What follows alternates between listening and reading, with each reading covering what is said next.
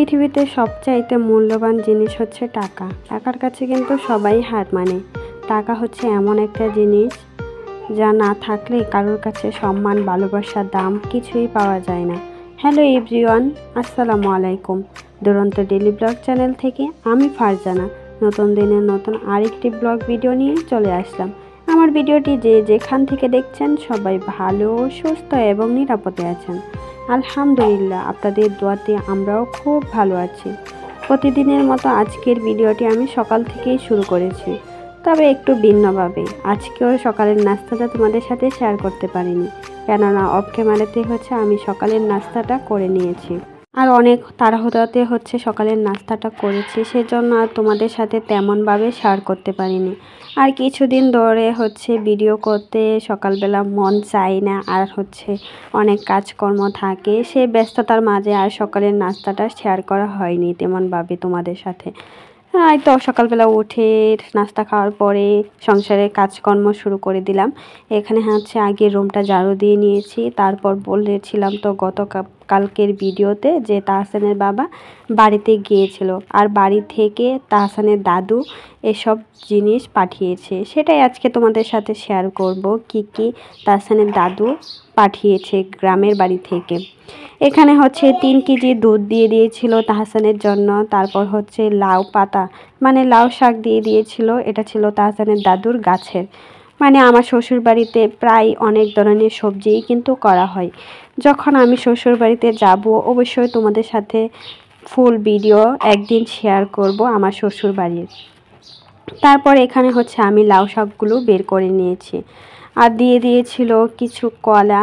এই কলাগুলো কিন্তু আমাদের গাছেরই, মানে আমার শ্বশুর বাড়ি, আমার শ্বশুরে করেছিল। তো ওখান থেকে তাহসানের জন্য কলা, দুধ, তার সাথে শাক, আরও অনেক কিছু দিয়েছে, সেটা তোমাদেরকে দেখাচ্ছি। ভিডিওটা দেখতে পারলে অবশ্যই বুঝতে পারবে। আর এই বস্তার মাঝে দিয়ে দিয়েছিল আল্লা চাল, সাথে একটা নারিকেল, খুদ দিয়ে দিয়েছিল। আমি বলেছিলাম যে মাকে খুদ দেওয়ার জন্য। খুদটা কিন্তু আমার অনেক বেশি পছন্দ। বৌভাত রান্না করে খেতে আমার অনেক বেশি ভালো লাগে। আর ময়মনসিংহের যারা, তারা কিন্তু সবাই জানো ময়মনসিংহের একটি জনপ্রিয় খাবার বৌভাত আর চাপা শুটকির ভর্তা বা মরিচের ভর্তা, যাই বলো না কেন, আমাদের কিন্তু খুব পছন্দের একটা খাবার। কার কার আমার মতো এইসব খাবার পছন্দ করো বা ময়মনসিংহ বাড়ি কাদের, অবশ্যই কমেন্টে জানিও। তারপর এখানে অল্পই খুদ দিয়ে দিয়েছিল, কেননা এত কিছু নিয়ে আসা তো সম্ভব না। অনেক দূরে, যেহেতু আমাদের বাসাটা বাড়িটাই দূরে, প্রায় 4 থেকে 5 ঘন্টা সময় লাগে।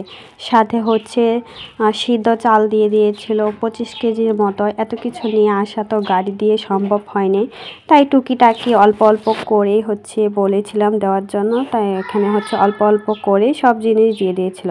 একটা নারিকেল, 1 কেজি খুদ, তার সাথে 3 থেকে 4 কেজির মতো আল্লা চাল, সাথে কলা, দুধ, শাক আর চাপা শুটকি। সবচেয়ে পছন্দের জিনিস আমার চাপা শুটকি।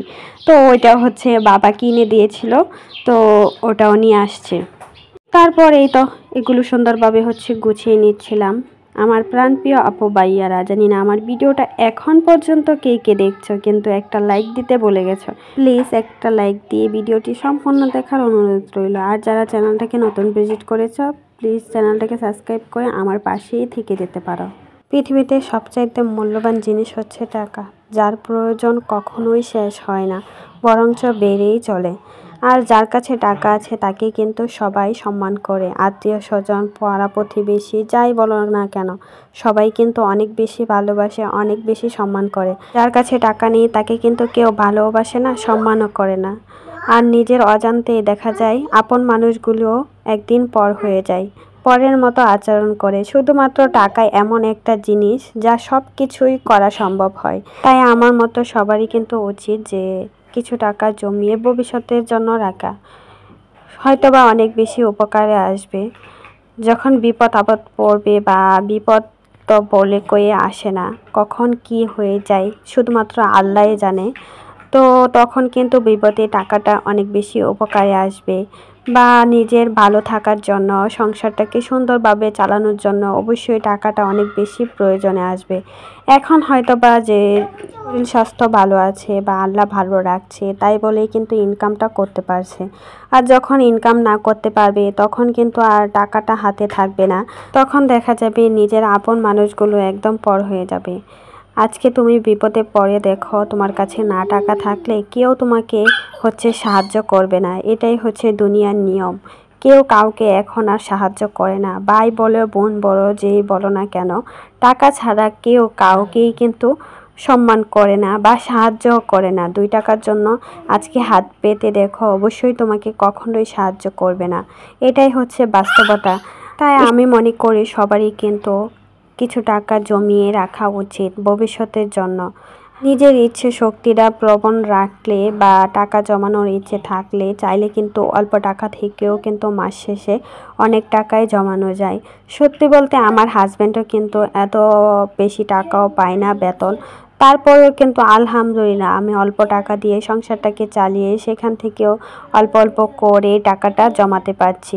আর এই টাকাটা জমিয়ে রাখছি শুধুমাত্র ভবিষ্যতের জন্য।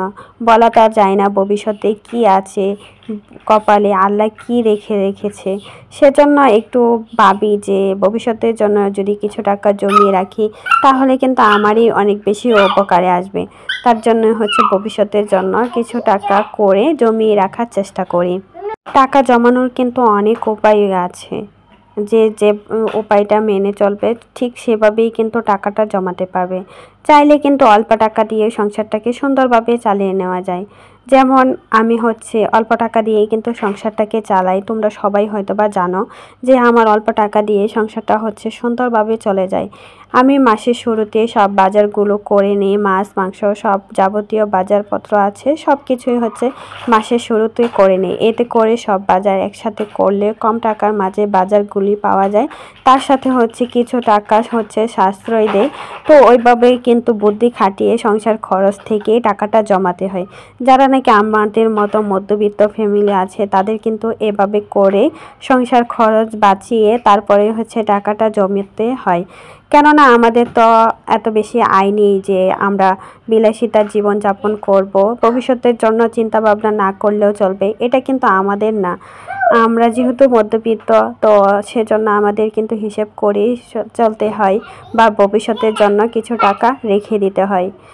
তো ভবিষ্যতের জন্য রাখার জন্যই কিন্তু আমি এভাবে করে বুদ্ধি খাটিয়ে সংসারটাকে চালানোর চেষ্টা করি।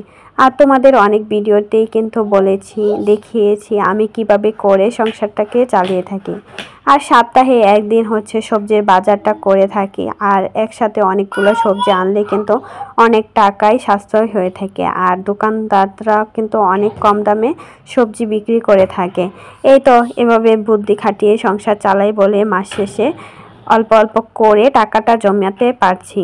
এই তো এখানে কথা বলতে বলতে আমি দুপুরের রান্নাটা প্রায় শেষ করে নিয়েছি। দুপুরে লাউ শাক আলু সিম দিয়ে ভাজি করেছি, সাথে চাপা শুটকির ভর্তা করব। সেজন্য চাপা শুটকি মরিচ আর পেঁয়াজ রসুন এগুলো আগেই ভেজে নিয়েছি চুলাতে। তারপর এখানে শিল পাটাতে সুন্দরভাবে পিসি পিসি করে বেটে নেব। এই ভর্তাটা খেতে এত বেশি মজা হয়, তোমরা না খেলে বুঝতেই পারবে না। সেজন্য রেসিপি সহকারেই তোমাদেরকে দেখিয়েছি। এতটা মজা হয়েছিল কি বলবো, আমার তো ভর্তা খেতে অনেক বেশি পছন্দ করি। আর আমার মতো কে কে ভর্তা লাভার আছো অবশ্যই কমেন্টে জানিও তো। তারপর এখানে ফ্রাই প্যানটা বসিয়ে দিয়েছি, তেলটা গরম করে এখানে একটা টমেটো কুচি দিয়ে দিয়েছি, সাথে অল্প একটু লাউ শাক দিয়ে দেব। আর এই ভর্তাটা গরম ভাত দিয়ে খেতে এত বেশি মজা হয়।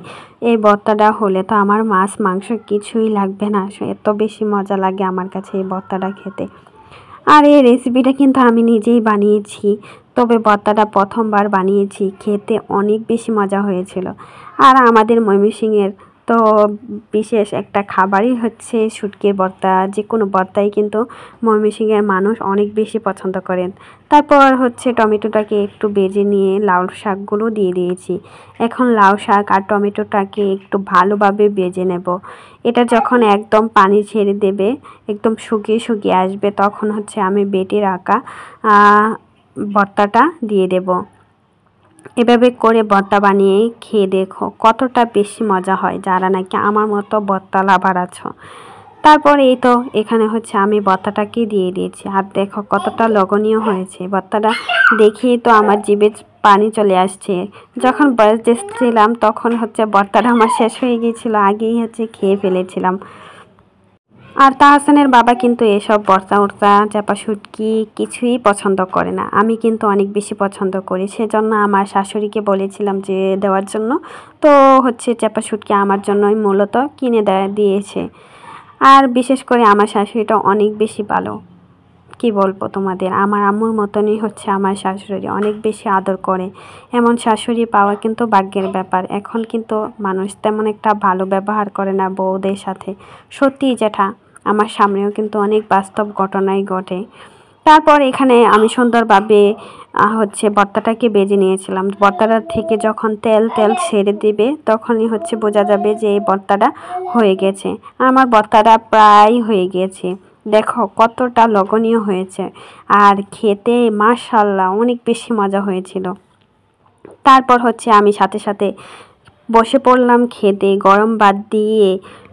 এত বেশি মজা হয়েছিল, সাথে লেবুটা ছিল না বাসায়, তার জন্য লেবুটা আর খেতে পারলাম না। আর যদি লেবু থাকতো তাহলে আরও বেশি মজা হতো খেতে। এই তো আমি এখানে হচ্ছে ভাত বেড়ে নিচ্ছিলাম, এখন হচ্ছে ভর্তা দিয়ে গরম গরম ভাতটা আমি খাবো। এই ভিডিওটা শ্যুট করা ছিল হচ্ছে গতকালকের, তো আজকে ভয়েসটা দিচ্ছি। তো দেখেই কিন্তু আমার খেতে ইচ্ছে করছিল, তো আবার ঠিক এতটাই মজা হয়েছিল ভর্তাটা। আজকের ভিডিওটা এই পর্যন্তই ছিল। সবাই ভালো থেকো, সুস্থ থেকো। আল্লাহ হাফেজ।